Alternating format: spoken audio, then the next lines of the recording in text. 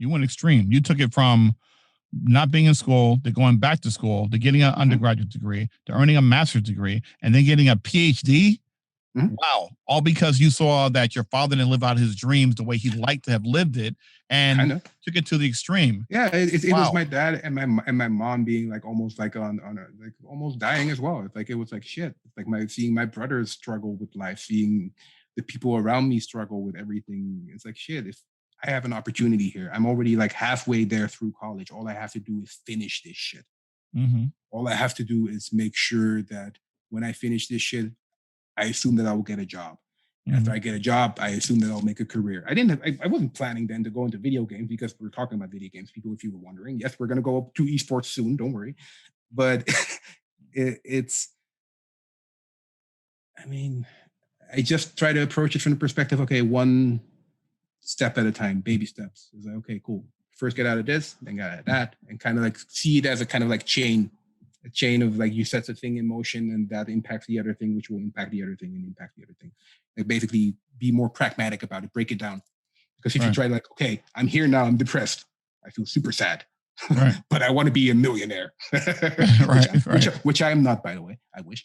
But that is too big of a leap. Like, okay, how do I get out of this depression first? And then take it down from there. My name is Dr. Marc Williams. Welcome to my Masterclass. I have a PhD in education from West Virginia University. I have a master's in sport management and an MBA from the University of Massachusetts.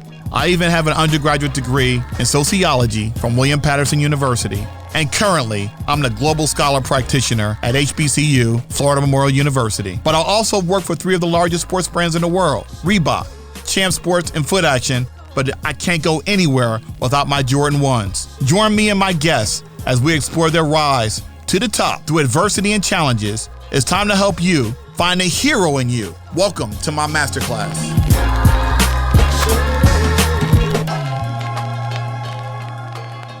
Welcome back to another episode of Dr. Marc's Masterclass. I'm your host, Dr. Marc Williams. That's me, Dr. Marc. Yeah, don't get it twisted. I'm a doctor. Not a doctor of medicine, but a doctor of knowledge. No, actually, I'm a doctor of education because I don't want y'all to think he just made up that name like Dr. J and Dr. Dre. No, I'm really a doctor, Dr. Marc Williams. You know, got the doctorate from West Virginia University, WVU. Go Mountaineers. You know what I'm saying? Anyway, I'm so happy to be here. As you know, always practicing social distancing with my mask. Yes, I've got the city of Miramar, Florida. You know, it's right next to, Miami and Fort Lauderdale and Mayor Messam. My fraternity, my alpha brother, Mayor Messam. You know, he ran for president of the United States. That's a good brother. Yes, that is my fraternity brother. And I got to give a shout out to my university, Florida Memorial University, down in Miami Gardens. Dr. Hardrick, President Hardrick, another alpha brother, thank you. And Dr. Cooper, thank you for all you've done for me. And today we have a very special guest from someone from across the country.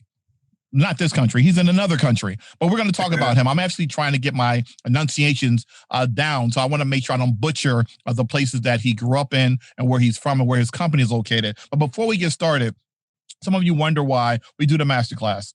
We do the Masterclass because we want to educate people about who they are. We don't educate them. They educate us. Okay. All your experiences that you go through, that is your Masterclass. You are the expert of whatever you do.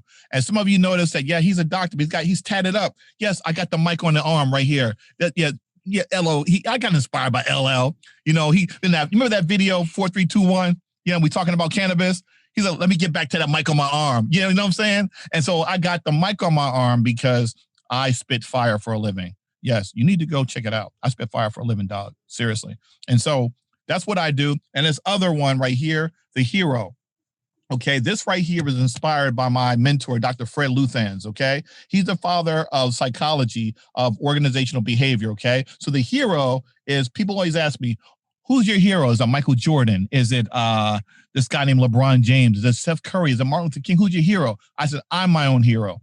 We want to teach you that you're your own hero, okay? So what is hero? What is the acronym for that? Is hope, right? You got to have hope if you really want to do something, right? Whatever goal you want to achieve.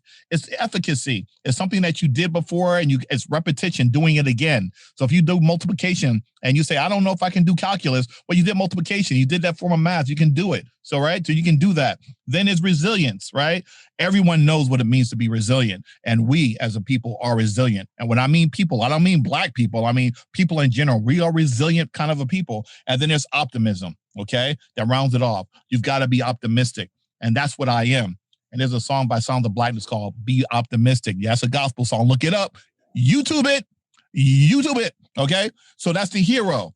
And then the last one is the mighty, mighty, mighty lion right here. Right here. The Leo lion. Leo lion. That's me. I'm a Leo. So I got, I'm tatted up. At the same time, it's a way to tell the story and to educate and empower people. And I am so serious about telling my life story and giving people energy, give them strength, and get them a way to tell their story and not just say, hey, I do this for a living. Here's my title. Here's my position. That's nice. But who are you when you lose your job? Who are you when you're no longer working? Who are you when you go to bed at night? Who are you? You are not that brand. You are an individual person. So we want people to tell us who they are, what they're about, how do they arrive where they're at in their journey along the way. And that's what we do in the masterclass. We're not just going to talk about esports and video games. We're going to talk about music, fashion, film. And I'm going to talk about the J's. I can't go nowhere without my Jordan 1s. This ain't scripted. I ain't writing this stuff down. Yes, and I said ain't. Did I say that? Yeah, I said ain't. That's right. Anyway, we're going to get into it with my man. I have a good friend here, right here, that we're going to introduce to you. He's someone that I respect a great deal. He's been in the game for a long time. And when I mean the game, I don't mean the basketball game or the football game. That's a terminology, my friends. The game. He's been out there doing his thing. And his name is Leon Winkler. Some of you probably like, I know that cat. I know that brother. I know that brother. Yeah, I do sound effects too. And yeah, but here's the thing. Forever. Yeah, Leon. Yes, I know. Yeah. Leon's a good brother. Okay. So Leon, he's a director of international events of Ubisoft. 15 years strong. 15 years. Well, who is Ubisoft? What do they do? Where are they located? I'm going to see if I get the name right. They're located in Montreuil. Well done, Dr. Marc. Yes, well I got it in the first one after the 15 takes, right? It's the eastern suburbs of Paris in France, my friends, all right? And what do they have? They have games like Rayman, Raving Rabbids. They've got Prince of Persia. They got Assassin's Creed, Tom Clancy's series, and most of all, Rainbow Six, okay? And they are the fourth largest brand out there in the space, followed by Activision, Blizzard, EA, Take-Two, but give or take, it doesn't matter. We got the man. We've got the myth. We got the legend. We've got the RZA. Those about hip hop. About Wu-Tang. That's the head, the RZA. You know what I'm saying? We got the RZA. We got the head of this wonderful company, because this man does not more than just spit fire. He DJs. He runs all the international events. The myth, the legend, Leon Winkler. What's up, brother? How you doing? Well, that's an introduction I can't top. Holy shit. Thank you so much, Dr. Marc. Thank you for having me. Appreciate it. And thanks everyone for watching this and listening to this even better.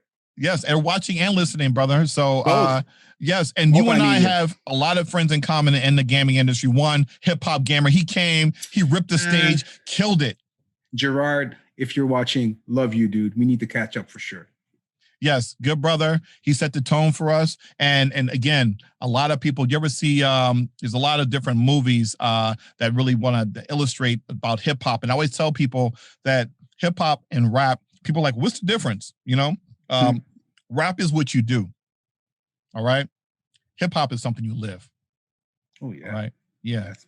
Love that. Yep. Oh, yeah. I agree with you more. Yeah. So I grew up in New Jersey, watching, Run DMC, Curtis Blow, Run DMC, all those cats. But, DJ Kool Herc, African Bambaataa, let's see, KRS-One, let's see, Boogie Down Productions, Scott LaRock. So they don't know what I'm talking about. Public Enemy, right? But my dad used to play Last Poets to us in the 70s, right? Gil Scott-Heron. So I come from that space. I'm all about the consciousness of hip hop, the Kweli, the Mos Def, all those cats, you know what I'm saying? But you are a hip hop head. Who are the people that you love growing up to listening to, American and international artists, in terms of the hip hop space? Because I know that played a big role in what developed you as a human being. Wow, where to start? Well, actually, when I grew up, I didn't listen to that much music. I was like this nerdy kid. Didn't really have that many friends. Didn't really do that much more other than either like try to play some Nintendo 8-bit or play with my G.I. Joe and like that, or create like these weird like fictional radio shows in which I was the host. Very weird kid I was. And then at a certain point in time, I remember my older brother, who was like 5 years older than me, he started listening to like the New York style hip hop. He started listening to Slick Rick, Kool Moe Dee, Slick Rick, Lottie Dottie. Was Lottie Dottie a come song? on, yes, We like the party. We don't cause trouble. We don't bother we don't bother nobody. nobody. We're just some men that's on the mic. Exactly. We rock up on the mic. We rock the mic. Right. For all of y'all. Now, see, don't get me started with that. But go ahead. but to me, that was like it was interesting to me. But I was more into like movies and like TV and all that kind of shit. And I remember that at a certain point in time, and that was later. I mean, I think it was like 13, 14. No, a little bit younger. Crisscross. Jump. I was like in like what you call it, like not high school, but just before that. Right. And I would have my Walkman on. I felt like I was the shit because I had like Crisscross and try to make an impression by that. But other than that, didn't really go that much deeper until I started going out with my older brother when I was around 16. He was 21, so I could like tag along with him, go to the local clubs and bars and whatever. And there started kind of like developing my love for hip hop as a culture and hip hop as indeed, like you say, a way to share knowledge and expertise and experience and all that kind of stuff. Because when I started going out, I actually landed this job at this like tiny club over in the north part of Holland, where super white club, super white audience. However, it was, I mean, how old was I? I was 16 when I started working there. So that was in 97-ish. In Holland and in Europe, hip hop just started to kind of like pop. But it wasn't like as big as it was in the States. It wasn't something that mainstream thought they could make any money of, because in their opinion, it was like, oh, black music. And whenever we play this music, it's going to be fights and all that kind of shit. And when like I said, I was 16, started working there. And then when I was 18, still worked there, I started throwing parties, hip hop and R&B parties, just because the fact that I was I was the only black person working there. So for any non-white people coming in, they were like, hey, can you play some Biggie? Can you play some whatever, Faith Evans, Diddy, or that kind of stuff? And I always asked the DJ, like, hey, can you like play some cool music instead of this whatever music? And they're like, no, can't play this, blah, blah, blah. Anyway, certain point in time, because I started getting so many requests, I was like, shit, maybe I should like just like produce a party. I mean, apparently a lot of people want to hear this kind of music. I work in this location, I work at this club, maybe they want to like allow me to do this party. So after some convincing, I managed to convince them to give me their location to produce this R&B and hip hop party, which I called I think it literally called it R&B and hip hop party back then. And we had this deal with the club where I took like any money that was like entrance fee, cover fee, like that went to me, and they got everything else, which was a terrible deal. But that was a terrible deal. Yeah. But hey, you didn't know any entrepreneurs, did you? I didn't know, man. Jesus, man. I grew up in like welfare, so I didn't have any entrepreneurs or whatever in my close circle. For me, this was a huge opportunity. Like, oh shit, right. They're gonna let me do like parties. I can be like the popular guy, like get all the women and stuff, which didn't work out, of course. But it was like a huge opportunity. I'll take it. I also had to like pay for like security. I had to pay for DJ. I had to pay for like promotion and all that kind of stuff. It was a small city, so it wasn't that much money. But I remember doing that first party, producing that first party, flyering and promoting, going to like schools to promote, going to like the fashion stores, whatever, to promote that shit. And I remember like riding my bike, because here in Holland, we ride bikes. You ride bikes in Holland, okay. Yeah, exactly. Yeah, weird stuff. So I rode my bike I lived with my parents. I was 18, so yeah, I lived with my parents. Rode my bike to like the city center of the place where I used to live. And I remember like arriving on like the town square where the club was, club. And there was this huge line in front of this huge queue in front of the club, even like 2 hours before we opened. And at first I was like, they can't be here for my party. Like, I mean, I was like a nerd. Why the fuck would they come to my party? And then when I like saw all of them like wear like Pele and Jordans and all that, and like do-rags and all that kind of stuff. It's like, okay, Yeah. they're probably not here for the cafe next door. They're here for my party. So we sold out that first party. And kind of like that started the journey of me really venturing deeper into hip hop and R&B and the culture in general. You know that when you talked about Crisscross and Jump, you know that Jermaine Dupri, him and Mike Bivins, that was a problem because they was dissing ABC, another bad creation. You know, everything inside out was wiggy, wiggy, wiggy, wiggy, wiggy, wiggy, whack, right? And he talked about how, don't act like you know and don't be claiming that it's mental. That was the whole thing with BBD, you claiming that it's mental with all BBD stuff. And so they didn't get along for years. And so that's one of many rap beefs that we saw out there. But so tell me, part of hip hop. A part of hip hop, man. Yeah, exactly. And so you grew up, and so let's make sure let everybody know. So you grew up in Amsterdam with a Dutch mom and Surinamese dad. What was that like? Was that a in terms of the culture where you lived at? Did you encounter any kind of racism or just any? For sure, it was super. It was weird. I mean, I was born in '81 in Holland, in like a neighborhood that I mean, I wouldn't call it hood, not at all, but it was definitely not an affluent neighborhood at all. It was like a neighborhood where like all of the people that they couldn't place anywhere else in Amsterdam kind of like ended up. So you have like different cultures. My dad was like as a dad in my life until probably like around 8, and then he bounced because, well, that's what happens every now and then. Okay. And so it's not just an American thing. So fathers do leave their kids. No, I think that's kind of like a thing that happens all across the world. People, dads being like, yeah, nah, I'm good. Well, even though we're not laughing at absentee fatheritism out there, we're not advocating that. Okay, we're just stating a fact. Stating a fact, indeed. And I mean, having to deal with it myself. I mean, that's one way of looking at it. Better laugh. I mean, what else? I mean, you want me to cry here? I mean, that would be very sad. I'm not going to have that kind of conversation here, I hope. But I do that. I kind of bring people to their knees on this show. People cry, they laugh, they confess. But we're not going to get you to confess any of that today. But you're going to say something today. So tell us, what was it like? So when your dad left at 8, did that leave a void in your life as far as identifying, as far as dealing with men and who you look for as a role model? It was tough, man. I mean, I had no real role models, and then my mom started dating this white dude who was your typical wicked stepdad, who kind of like berated my dad because he was black, and like literally said it, that kind of stuff. So you get kind of that kind of vibe from your stepdad, and so my mom had some other stuff going on, personal stuff like mental stuff as everyone can have. It was tough. I mean, it was very tough. And then I remember, I mean, I was still in touch with my dad. It's like it wasn't like he completely pieced out of my life, but he was just, I mean, if I wanted to see him, I had to go to him. Like, and I didn't see him as a role model that much, even though he was cool. He was always like cool as shit. My dad was like cool as shit. I think he was stuck in the 70s, like the loafers, like the silk shirts, the brown pants, all that kind of stuff, big fro.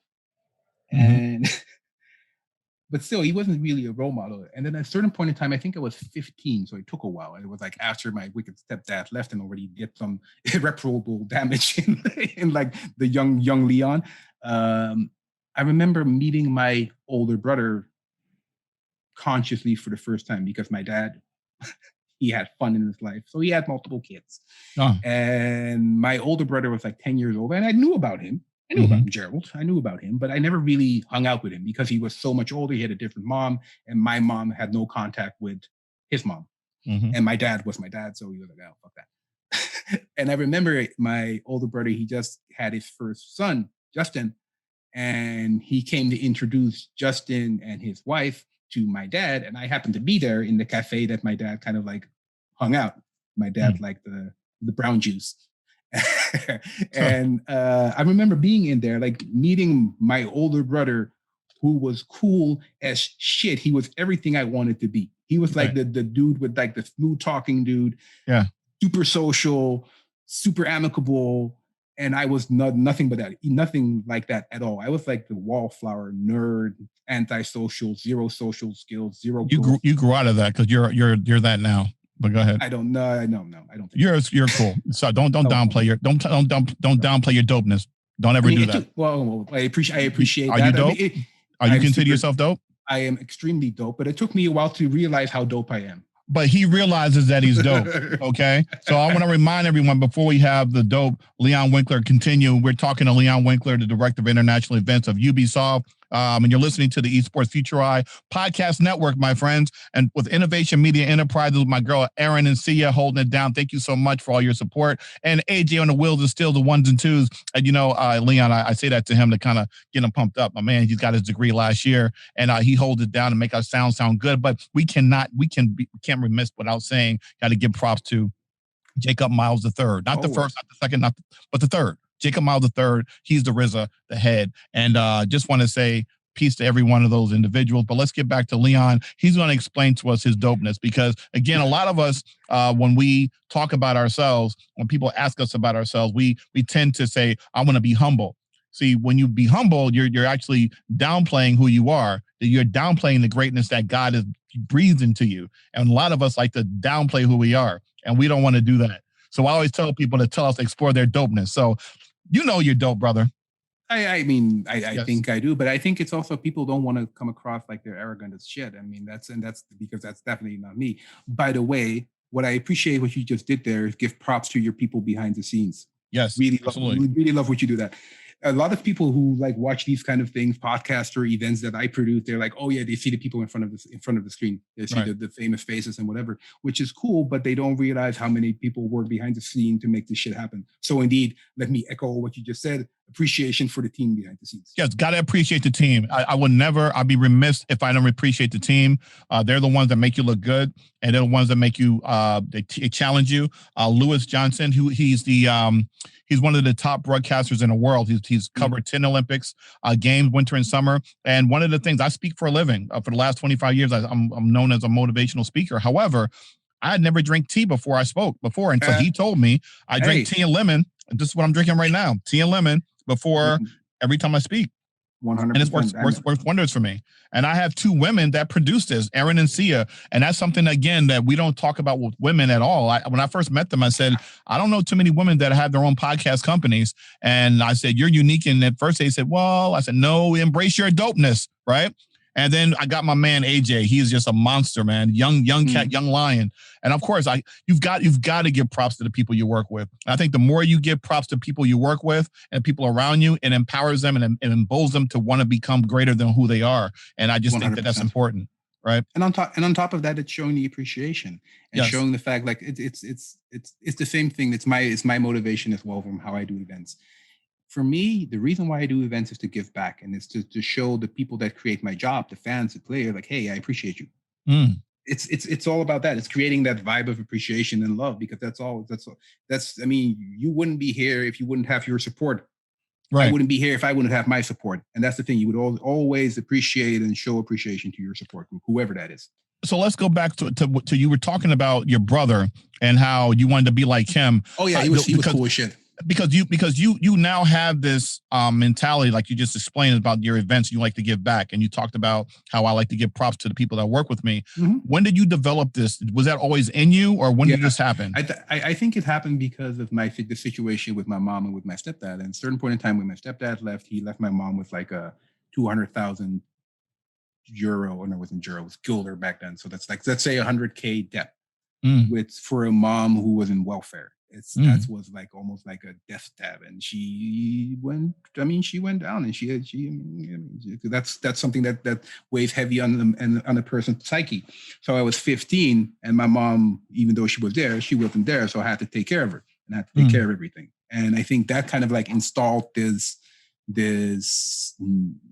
need for me to kind of like take care of people. I like that. I like facilitating and making people feel happy and making people forget about their routine or whatever struggles that they might have. And it kind of like, that's what makes me feel happy. And then I remember at a certain point in time, also linked to this, when I started doing these events, I think it was the first or second party that I produced And I remember I didn't really know how to like deal with the kind of like success and like people being like all appreciative to me because I wasn't used to that in my life. It was to me, it was like, so people came up to me and being, oh, you're amazing. Thank you so much for doing this party, blah, blah, blah. And I was just, okay, well, this wallflower leaning back against the wall in the back of the club, looking at everything going on, but not really enjoying it. I remember a certain point in time walking around the venue, seeing like the manager of the venue hang back, white dude, arms crossed, leaning back, looking at what was going on. So I walked up to him and was like, are you okay? Everything good? We're good? We're cool? And he was like, he literally took me by the shoulders. He like turned me around, facing like the crowd, putting my back to the wall. He's like, dude, look at what you created. Appreciate this. You did this. Wow. How'd that make you feel? Almost emotional. Because it was like, oh, it kind of like something clicked. You're like, it's like the appreciation of the now. It's like, okay, we're here. Appreciate what you just did, what you work for. And not so much to be like, oh, look at me, I'm amazing. But it's more like you created something out of nothing. There was nothing. And you did something that made people have fun. Right.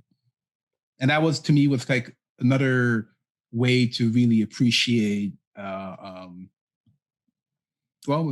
realize the fact that I was on the right path, at least. Right. Wow.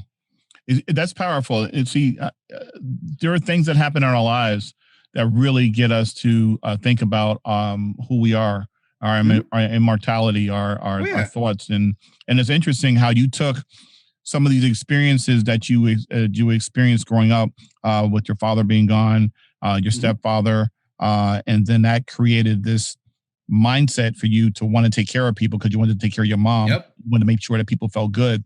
And so it's interesting because people talk about career paths and you talk about, hey, I went to college and I did this, but no one ever talks about the origins of really the deepness of what really happened. Yeah, because that's, I mean, the thing that happened in your life, the thing that you're confronted with, it will shape you one way or the other, and that will impact your career and your education. And for me, it was indeed the combination of doing these parties, but I started doing these parties because I interacted more with my older brother that I met like a few years prior to that, because I met him when I was 15, started working at that club when I was 16, started doing parties when I was 18, and started getting more involved with hip hop because my older brother was like hip hop head. He was hip hop head. And he, the cool guy that I looked up to. So through him, I saw that there was this huge like world out there, this culture of people that enjoyed this music, and they seem to be rather untapped in Holland. So doing these parties confirmed that feeling even more. And at a certain point in time, I remember like was probably after one of these parties, and after doing these parties for like a year, maybe 2 years, I had this one night that I couldn't really sleep, and had this idea of like kind of like a Yo MTV Raps kind of shit in Holland. I was like, why is there nothing here in Holland really localized for Dutch folks, focusing on the Dutch hip hop, upcoming hip hop culture? Right.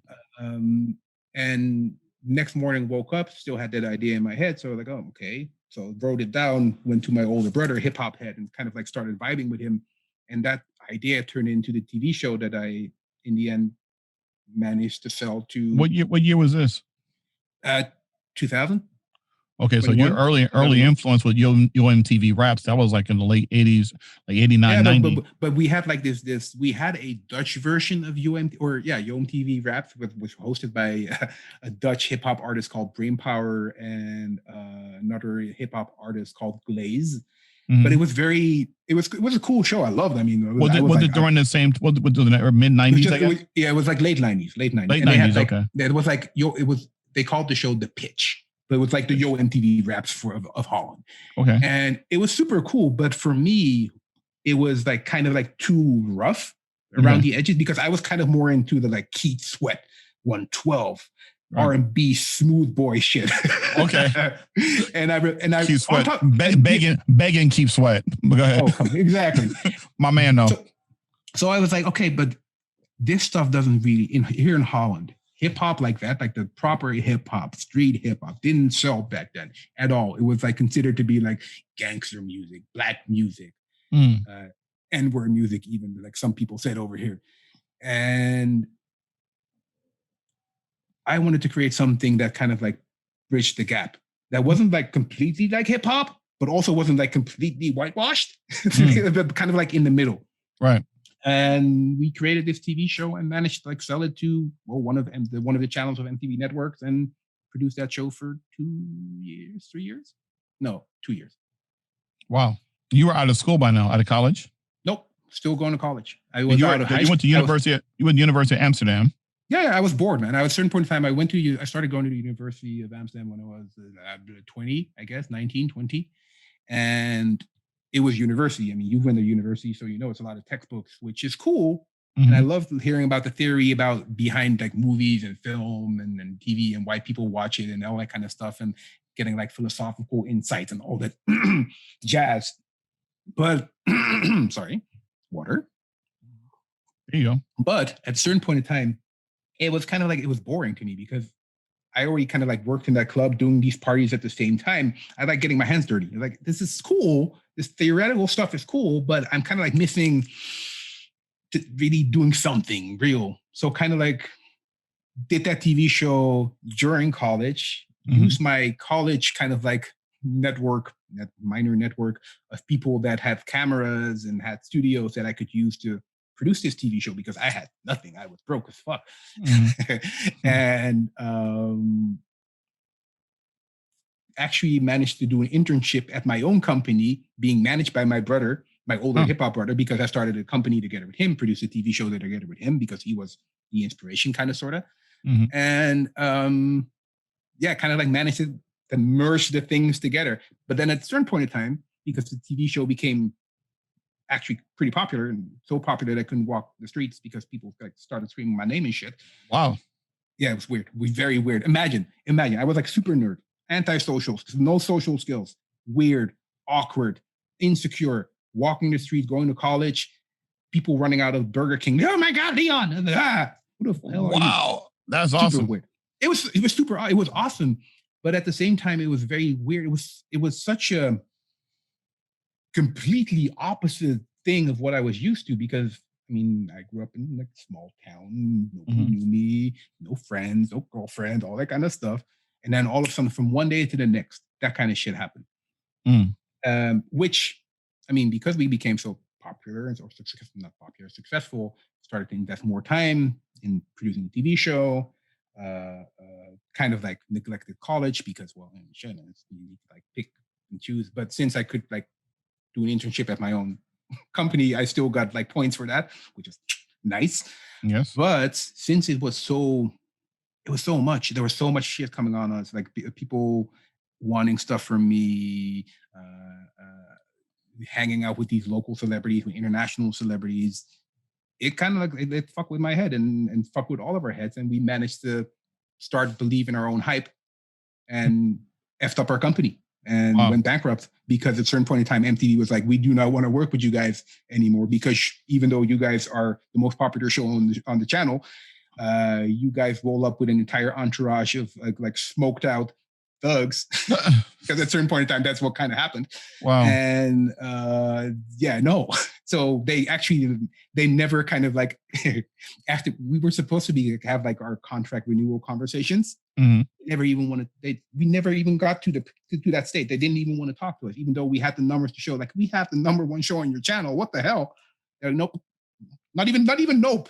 Not even a nope. They were like, wow. So now you're listening. So I want to remind people, this is fast. Just hold your thought on that. I want to remind people we're listening to the Esports Future Ride Podcast Network, my friends, on Innovation Media Enterprises with Aaron and Sia, holding it down with AJ. But wanted to pause for a second to let people know what they're listening to, because this is fascinating conversation. You're talking to an experienced senior executive, one of the largest brands on the planet, and he's talking to us about the challenges. I don't like to call them mistakes. The challenges that he had working, creating a brand for MTV in Holland, and because of his recklessness, as he describes it, and with some of the people that are around him, his entourage that he built, that they didn't renew their contract. And here's the interesting part, my friends: when you get the opportunity to do something, whether it be a job, whether it be a career, whether it be a relationship, make sure that you practice integrity and bring integrity to the table.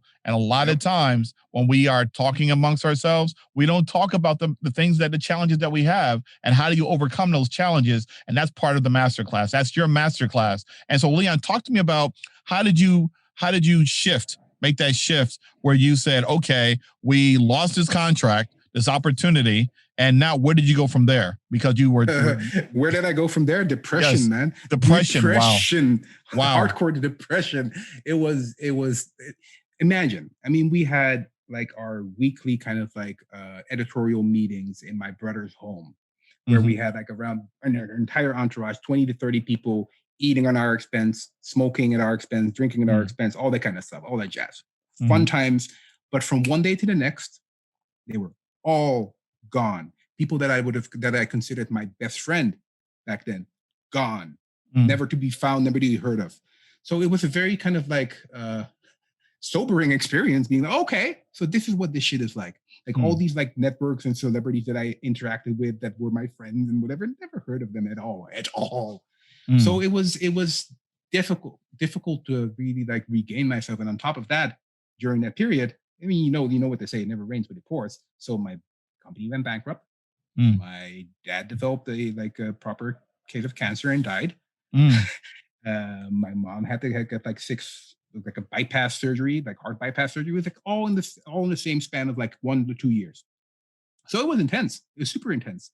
And at a certain point in time, I didn't even think that I would ever get out of that shit. Because like, oh, I don't fucking know. Like, yeah, I can go back to college. And I went back to college because that was a good distraction from all the bullshit that was going on.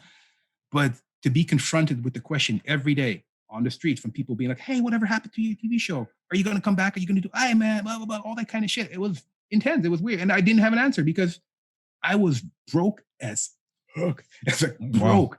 I mean, we went in for, because I was already broke when we started that shit. Right. And we had to like take a proper loan from the bank to produce this show.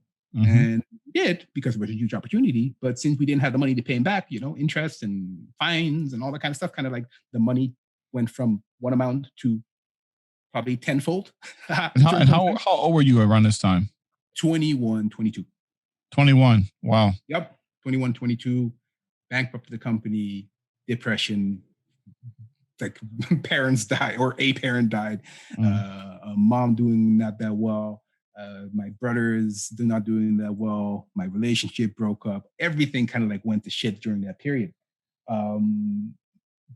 But I just kept on breathing and just kept on going. And I remember like, okay, certain point in time, okay, like I graduated from college. Okay, that is done. So I have my doctorate. So I'm also Dr. Leon. And he can say he's Dr. Leon. But go ahead. Yes, please. You can. That's okay. It's like, so I had that experience. I had the experience of doing my TV show. I had the experience of doing the parties. I had the experience of being, or the doctorate, like the paperwork, and masters. That's the masters. Yeah, I had a doctorate and a master's. So a doctorate and a master's. Yep, I have a master's in arts and doctorate of media science. And did you just hear that? Did you hear that? Humble brag.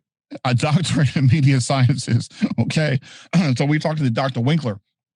And it's interesting. He never wants to talk about that side of him, but we got to unpack something here for a second. Hold on a second. All right. This man talked about depression. Okay. Overcoming adversity. Has a hit show in MTV in Holland. By the time he's 20, 21 years old, he can't walk through this country without people knowing who he is. It's almost like the TV show Cheers. Like we say, Norm. They're more like Leon. Father dies, mother has bypass surgery, loses the show, becomes bankrupt, then he becomes depressed, and he keeps moving, like soul to soul. Keep on moving, which I know about that. See, I'm pop culture cats. Listen, and you kept on moving. When what can you do? Masters, and he said, what can you do? And the point is that you are your own worst enemy. We control the narrative, not anybody else. Okay. Yep. We can control the narrative.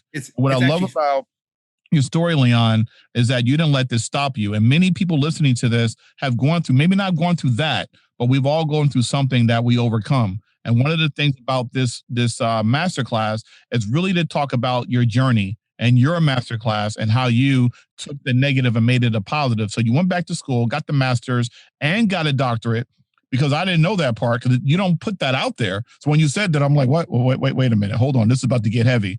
And you got a doctorate. And so how did you, where did this internal fortitude come from to go back and do all these things?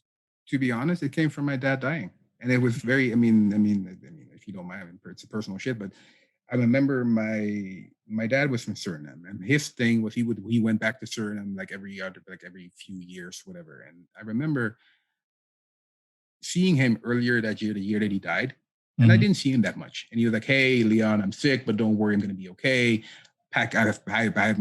He booked a ticket to go to Suriname already, packed his bag, all that kind of shit. So then when he died, prior to going to Suriname, I had to kind of like clean out his house. Or clean out he didn't even have a house. He lived like in a attic room at like this alcoholic dude's place. And I had to like clean out his room, and I saw his suitcase packed. And that broke me back then. That broke me in the sense from like so many, how do you say that? He had so many wishes. He wanted to do so many more things, but he never got to do it. And for me, that was a wake-up call at the same time. It's like, shit. I mean, he probably didn't expect he didn't expect to die earlier that year. And it happened. Right. It's like, for me, that kind of like was a wake-up call, like, live now. Shit, now it's on you. Nobody's going to do this shit for you. Go. Just you hear that? Live now. Okay, people always say you live once. No, you live every day, but you die once. Remember that. You live every day, you die once. You don't. There's no such thing as you only live once. No, you live every day. Yep. And I love that energy. So your dad, when you saw his suitcase, was his stuff packed like he was getting ready to go on a trip? Yep. Wow. Yep. He had always like summer gear packed, and like yeah, man, that was intense, man. That was really not fun. Wow. That was really not fun. And I still actually, and he died like, I mean, that was like 15, 16, no, longer ago, 18 years, maybe, I don't know. Something like that, probably.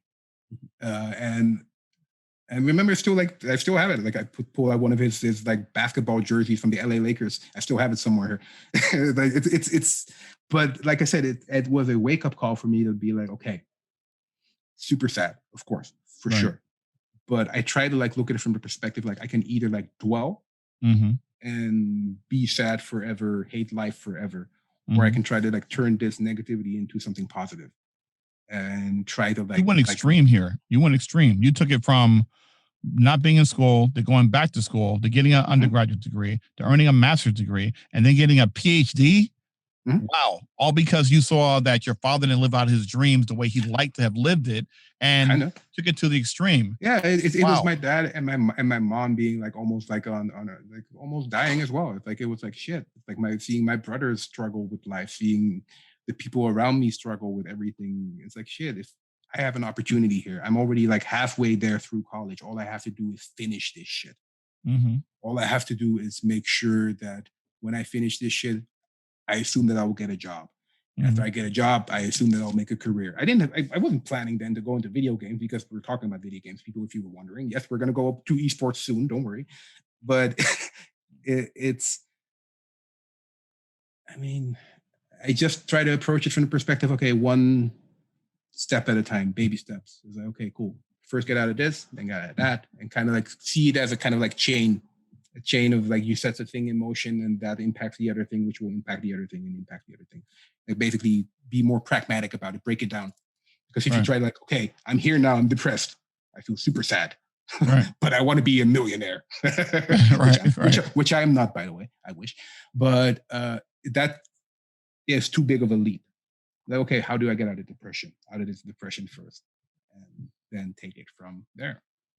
So once you earn a doctorate, how did Ubisoft come into the picture? I remember back then I still played a lot of video games, because that was also, to be honest, that was also one of my ways to escape from the insanity of my life. Okay. Just to play some video games. What kind of games were you playing? Back then that was probably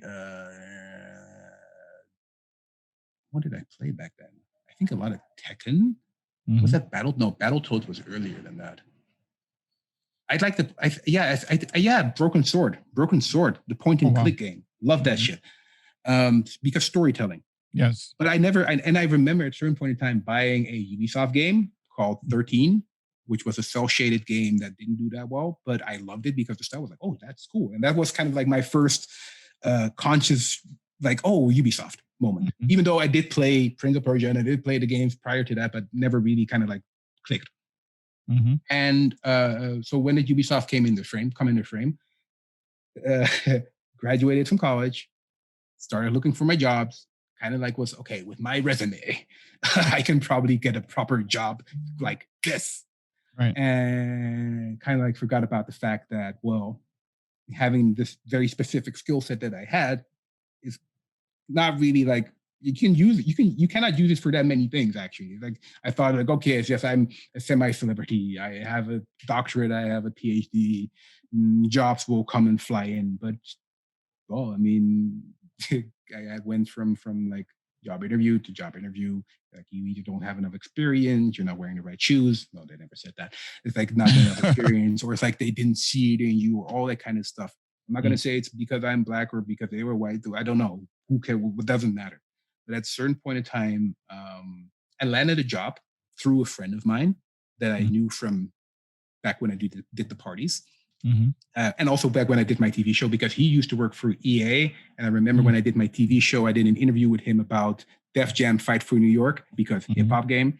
Right. And he was like, he didn't work for EA anymore, but he worked for this publisher in Harlem. Where you live at too, Harlem. That's where you. Yeah, exactly. Yeah. Let everybody know about Harlem. Let them school about Harlem.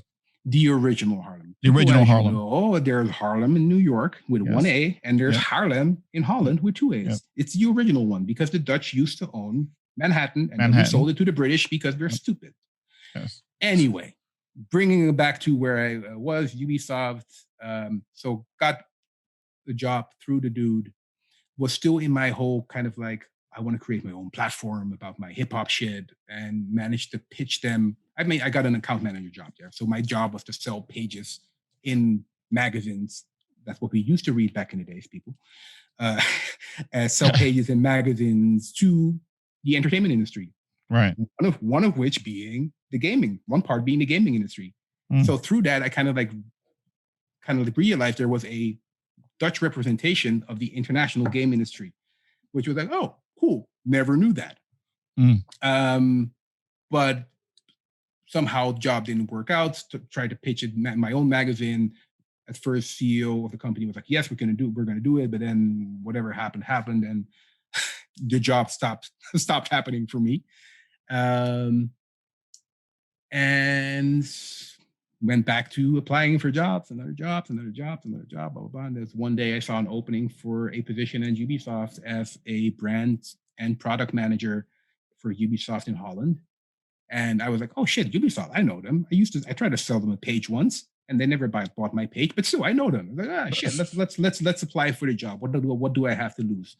Only thing was they were asking for someone with like a marketing degree, 6 years of experience, the usual stuff that you see in these kind of applications, these openings. And I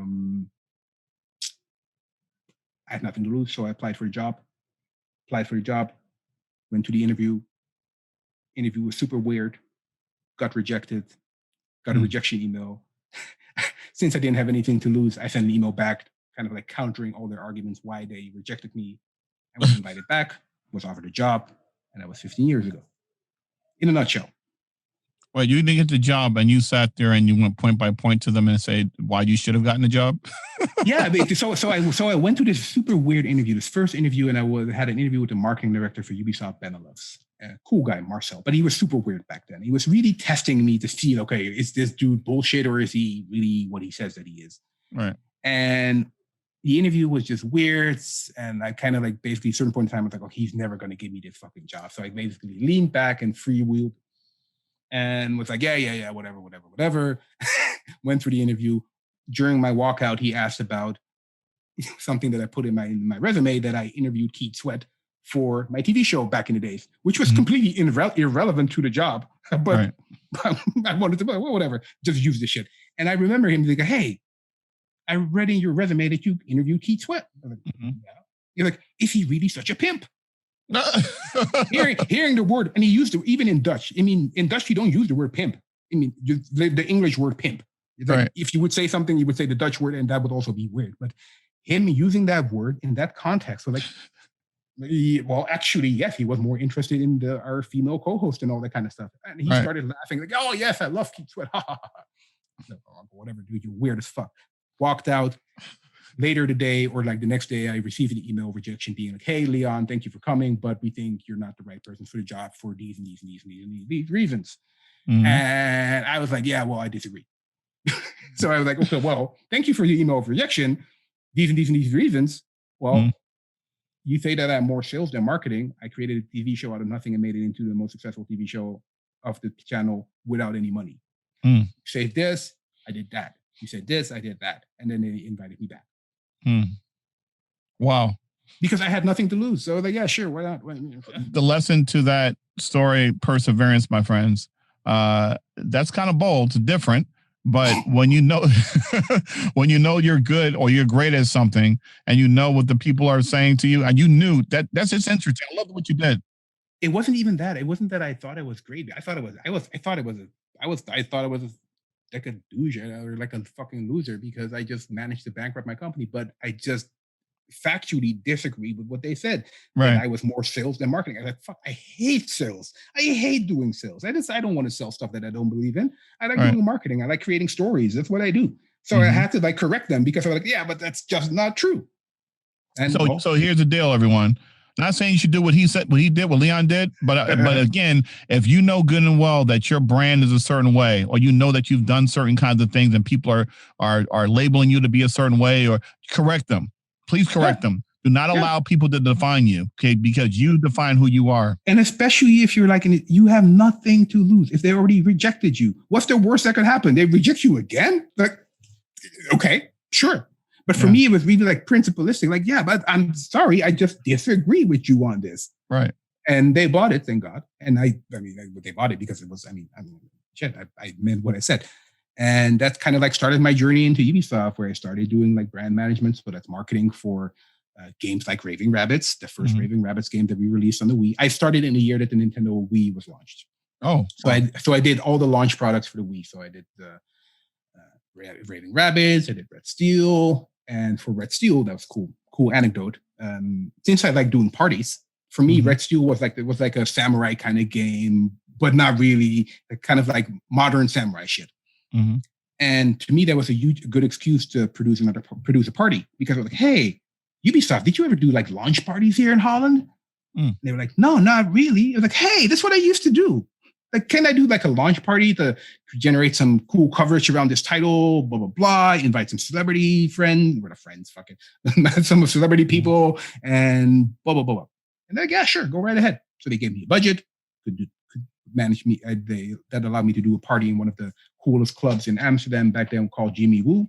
And we invited like the entire like game industry in Holland, plus my kind of like former hip hop network of like cool shit. And that turned out really well. That turned out into one of the cool things. So 15 years later, you're still at Ubisoft, and because I mean, I think what happened through that is because I worked for Ubisoft Holland for 7 years, first started doing marketing. Marketing is cool, however, I'm not really into like this, like the Excel sheets and like doing all the data research. I don't care about that. I like doing fun stuff. That's the boring side of marketing.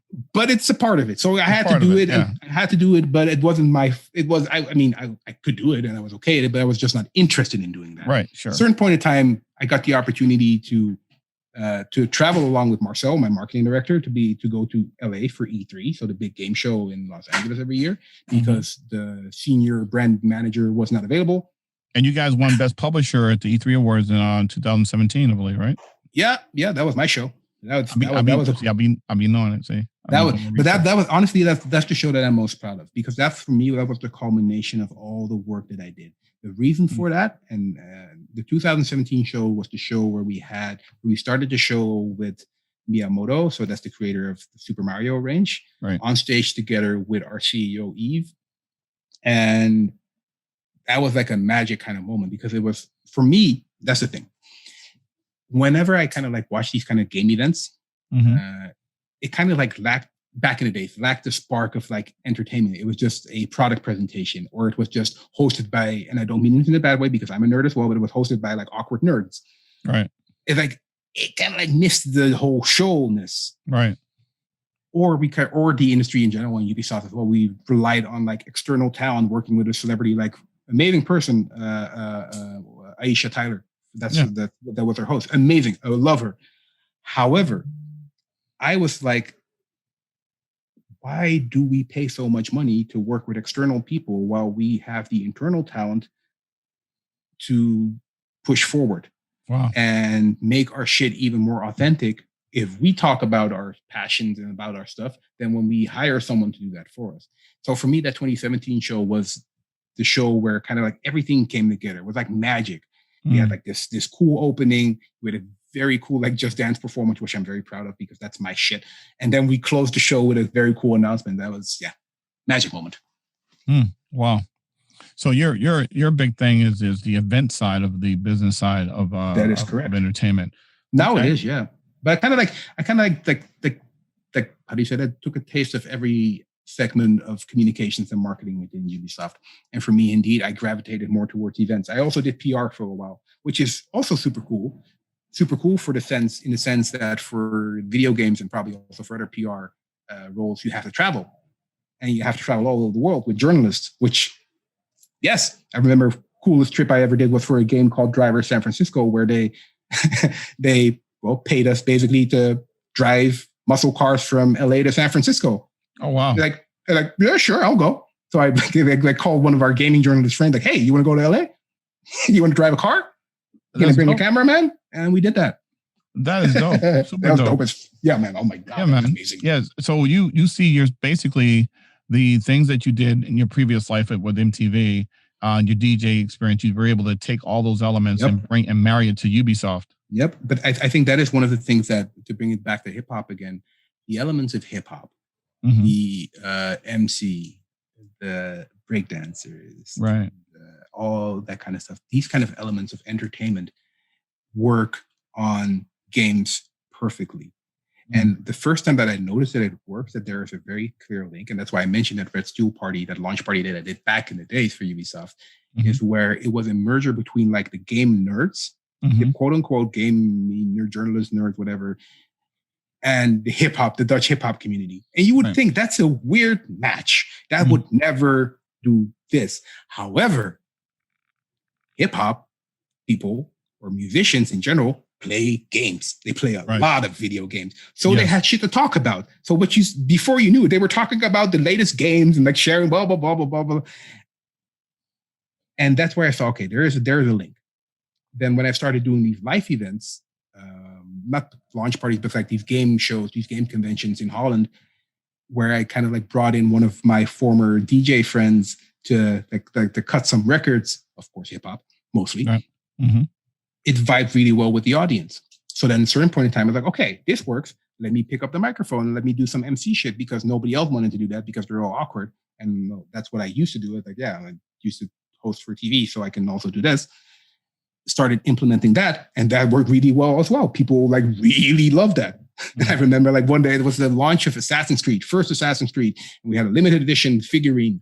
I was like on the stage of our booth, stand, whatever you want to call it, and MCing with a DJ behind me. And I wanted to give away like the figurine. A few thousand people in front being like, okay, who wants this figurine? Ah! Okay, if you want this figurine, get on your knees. 5,000 people on their knees. There was one black dude all the way in the back who was like, I am not kneeling down for this effing figurine. So I was like, you get the figurine. Wow. Like the guy standing up, everybody on their knees. They're like, what the hell? Right. Amazing. That's funny. That was an amazing moment though. But that's the cool thing. In fact, that's one of the reasons why I've been at Ubisoft for so long, is because all of these cool experiences, like there's so many, and it kind of like shaped my life into where I am right now. I was like shit. Never expected that to happen. what role do you see yourself playing as we close out? Because I mean, I could talk to you for hours, man. Yeah, same here. Sorry, and I talk a lot. Sorry, I don't think we no. got to This is great. No, right. Listen, this is great content. I've been sitting here. It's a pleasure listening to this because I'm like, we got to do. Would you be able to come back and do part 2? Of course, yeah, sure. And part 3 and part 4 and part 5, part 6 as well. Yeah, by all means. Because I want to talk to you next time about this, but I want you to kind of tee it. I want to tee it up for you now. Being a person of color internationally, but yet you're still Black, right? And at the same, I think so, yeah. Yeah, you're still Black. At the end of the day, how do you see Ubisoft, or how do you see yourself being a catalyst on providing pathways for people of color into the video game industry, and particularly with Ubisoft? Mm-hmm. I mean, I remember when I first started working on these live events, these game conventions, that was the first time I kind of realized that within the industry, because that's the moment where you see all like the industry reps doing their shit, that I like, hey, it seems like I'm one of the only, if not the only, there was another black dudes in the industry. And I remember meeting this guy from Nintendo International, an American dude. I forgot his name. I'm not sure if he still works there. If he does, would love to be in contact with him because he was a major inspiration for what I'm doing right now. And then started talking with him, being like, "Hey, dude, like you're from the States. How's it in the States? How's the industry there?" He's like, "Oh, it's super white, just as white as it is out here." And kind of like following that, I started focusing more and more on the topics of diversity, inclusion, and representation, because I'm like, shit, I'm the only one, or one of the few people that I know. I mean, now there are more for sure, because but back in the day, one of the few Black folks in the industry. But since I was still focusing on like getting my career in order, getting like stability, very important, stability, I didn't really do that much with it because I also didn't want to like link too much on it. But I remembered like when I just started, there was this one event. It was a launch party for, I think it was Halo, not our event, so Microsoft event. I was invited, and I remember going to that event in Amsterdam, and it was like this old theater in Amsterdam, and there was like a lobby in front, outside patio in front, where there were like all the media people like smoking cigarettes, hanging out, having a drink. And this one dude sees me that I knew was like a journalist and white dude, and predominantly white people on the patio. White dude sees me, turns around to me, and he's like, "Hey, N-word." Wow. I like, excuse me. It was basically one of those movie moments where it kind of like this felt like the music stopped. Yeah. And everybody looked at him, looked at me, and they were like, "Okay, how is he going to respond to that?" Right. And I told him, like, don't ever do that again. Like, we're not going to make a big fuss of that shit, but that's no. Wow. No. Anywho, with all that kind of stuff in mind, the fact that indeed there weren't that many Black folks in the industry, and when I started working on E3 7 years ago, I realized I had this huge platform. A huge platform where we had millions of people watching this show. So I started working on, okay, how can we get more diversity in the show with the talent that we put on stage, first and foremost, which we had Aisha Tyler.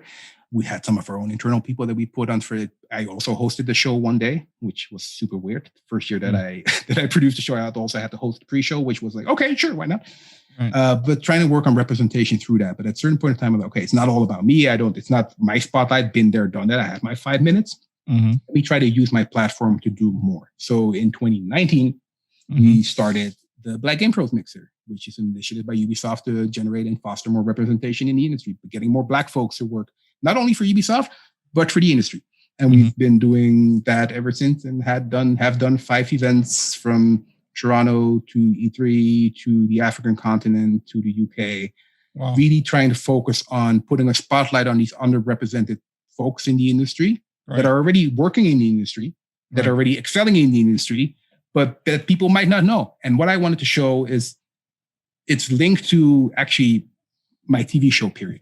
During my TV show period, I used to read a lot of like these hip hop magazines in order to like catch up on the latest culture of the States, because that's what you needed to do. We follow the States. In Source Magazine or Vibe Magazine or whatever, one of those, there was an interview one day with a dude who worked for EA or Activision, Black dude who worked as event manager or event director for one of those parties. that planted a seed in my subconscious mind, showing that, hey, I didn't even know this was a possibility. Never really did play on that at all until the possibility knocked on my door to go to Paris, Montreux, to work on these events. So what I'm trying to do with the Black Game Pros Mixer, what we are trying to do with the Black Game Pros Mixer, is create more of these moments of representation so that the next generation of our colleagues get that seed planted in their subconscious, being like, oh shit, if they can do it, so can I. Nice. Love it. Yeah, we definitely need to talk more, because you and I talked about some partnerships and collaborations. We can't go into detail what they are right now, but we had some really interesting conversations the other day. There's some cool stuff coming up. I really hope that the thing that we talked about last week, it's going to come to fruition. I think so too. Yes, I have the feeling that it's and that's going to be huge, and you're going to be a big part of that. And I appreciate you thinking of me and helping me. Of course, come on. Then who else? I mean, you're the dude, man. Yeah, I am dope. Okay, I am dope. Exactly. Esports Observer. I got to give a shout out to Esports Observer. They had their top 5 stories of the year, and your boy came in at number 2. Yep, 2. As you should. And next year you'll be number 1. I'm embracing my dopeness. Yeah, as you should. Well, and next year you'll be number 1. Next year I'll be number 1. We're claiming that, brother. We're claiming that. This year, actually. This year, I'm claiming that. Claiming that, brother. So we've been talking to Leon Winkler, Director of International Events of Ubisoft, 15 years in the game. Just an iconic figure internationally.